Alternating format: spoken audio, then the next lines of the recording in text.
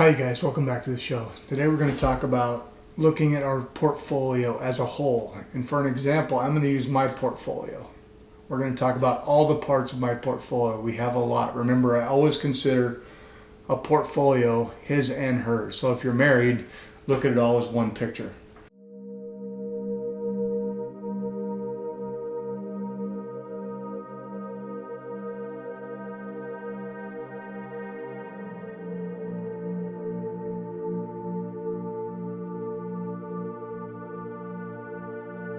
Now, first of all, we have the three buckets, right? We have our tax deferred, which is usually the biggest, our tax-free bucket, as well as our taxable bucket. So in our case, we have about 75% of our assets in our tax deferred bucket. Tax-free is the next biggest at about 16%. And the smallest one we have is our taxable, which is only 9%. And obviously we want to wait to do taxable until we've maxed all we can in our tax advantage space. All right, so we talked about my biggest being the tax deferred. Let's talk about the accounts that go in that. We have several. I have a 457. That's a governmental 401k, if you will. My wife has a substantial rollover IRA. I have what's called an IAP fund, which is basically a part of my pension, but sort of like a state 401k, if you will.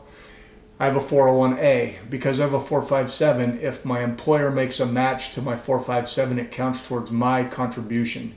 So my employer makes a small match into a separate account called a 401a account. And that makes up about 7% of my thing. My wife also does have a pension from a former employer. It's not huge, but it makes up about 4% of our tax deferred assets. And she also has a new 401k that makes up about 2% of our tax deferred assets. Now, if we go on to our tax-free bucket, this is the second biggest one, right? This is where we have our Roths.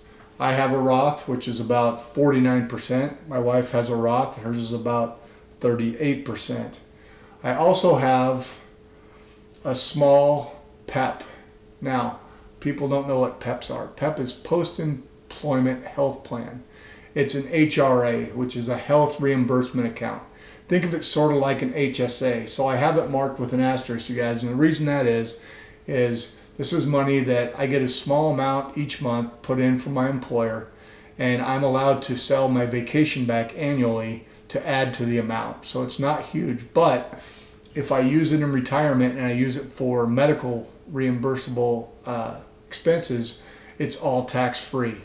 So it's tax-free going in, it grows tax-deferred, and if I use it for medical expenses, it's tax-free as well. So I consider that part of my tax-free bucket. Now we go down to the taxable bucket. Taxable is where I keep my emergency fund, you guys. The emergency fund is broken down into a couple different accounts. I have my wealth front account, which is a simple cash account. That's about 10% of the amount. I have my Ally. Now my Ally account has my online savings, which is part of my emergency fund, but I also have a brokerage account where I keep a few dividend stocks. So I do have a brokerage account with them as well. Now, the biggest part of my taxable account is my Vanguard account. I have a Vanguard money market fund, and I also have a brokerage account with them. Now, mostly in my Vanguard account, I keep mostly ETFs. I do have 3 individual dividend stocks in there as well. And that makes up about 66% of the taxable account.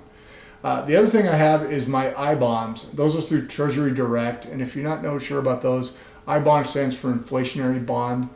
It's kind of like the bond your grandma bought for you back in the day, but it also has a little inflation hedge on it, and that makes up about 9% of my account. What about the breakdown of how I keep my accounts as far as how many stocks, how many bonds, how much cash, that kind of stuff?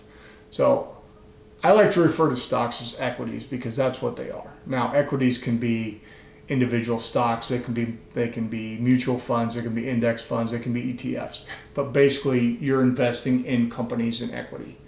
Equity is the majority of my portfolio. It's about 66%. I also have about 30% in bonds, and I keep around 4% in cash. So that way, if I want to buy something on sale, stocks go down, I can buy them at a discount.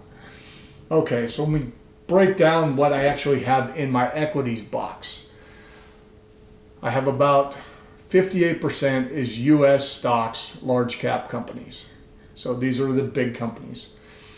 US small cap, I have about 14% of the total equities. International, I have about 24% of my stocks are in international. And I have a small portion in REITs, which are real estate investment trusts, and that's about 4%. Now, all my REITs that I hold are United States REITs. I do not have any international REITs. Okay, moving on to my bond, or what I like to refer to as fixed income. Now, the reason I call it fixed income is because it could be bond funds, or in my case, as I'm going to show you, it could be in a fixed account.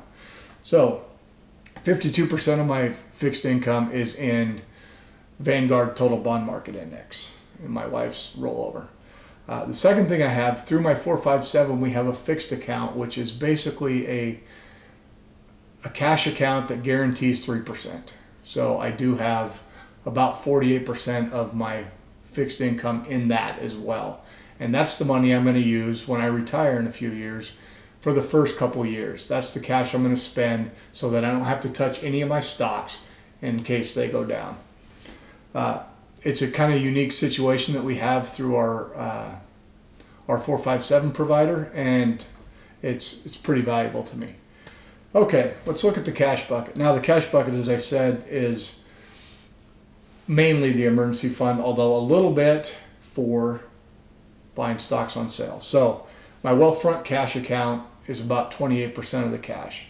It's about roughly half of my emergency fund. The second half of that is my Ally Online Savings, and that makes up about 27% of the total amount.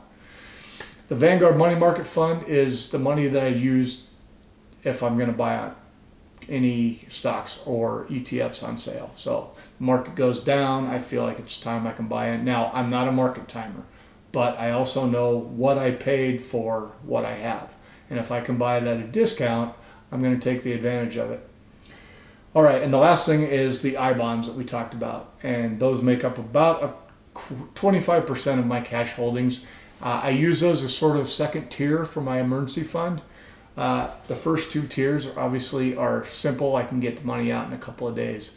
An I-bond I can cash out of, but then I have to pay the taxes on it. The nice thing about I-bonds is why they're making the interest. The interest is tax deferred until you sell it.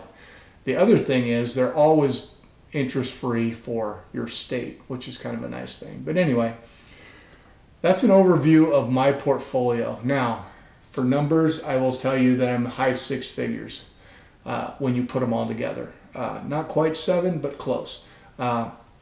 Anyway, I think it's important, as I said, to have a holistic look at your portfolio. Look at it as a whole. Don't break it down by your 401k has to have stocks, bonds, and international, and your wife's has to have stocks, bonds, and international, or your partner, or whatever. You guys look at it as a whole. Use the cheapest fund in each account that makes you get what you need overall. All right, hope you got something out of this. If you did, give me a thumbs up. Subscribe to the channel. If you guys keep watching, I'll keep making videos. Thanks a lot. Have a good day.